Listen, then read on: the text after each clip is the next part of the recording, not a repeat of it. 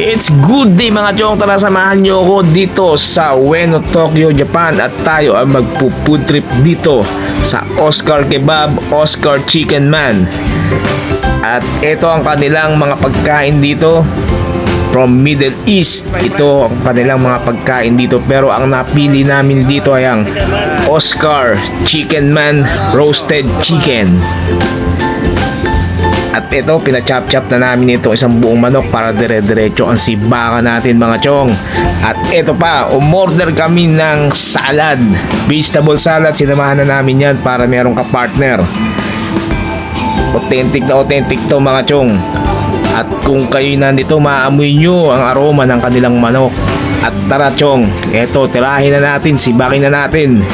Sasamahan mo pa ng kanilang super spicy sauce at ang super spicy sweet and sour. Habang kumakain ako, talagang nanunumbalik ang lasa ng roasted chicken mula sa Middle East.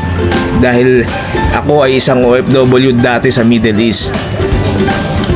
Nakita namin to, kaya ito ang aming in-order dito sa Oscar Kebab, Oscar Chicken Man. Kaya mga chong, kung kayo may pagkain dyan, sabayan nyo mag food trip or kahit pansit canton lang, tirahin na natin yan. Sabay-sabay tayong kumain. Napakasarap at malambot ang laman ng chicken nila mga chong. Talagang approve. Alright, maraming salamat Oscar Chicken Man, Oscar Kebab. Peace bomb tayo mga chong. Napakabait ng mga empleyado nila dito at nakakatawa din sila ang kausap.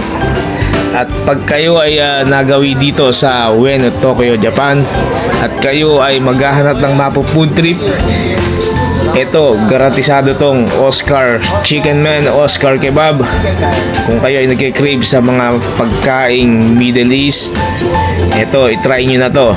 Oscar Man, Chicken Man Kebab, Oscar Kebab. Arigatou gozaimasu, salamat, syukran. Maraming salamat sa panonood mga chong. At like and comment nyo lang. And share and follow nyo na rin mga chong. Maraming salamat.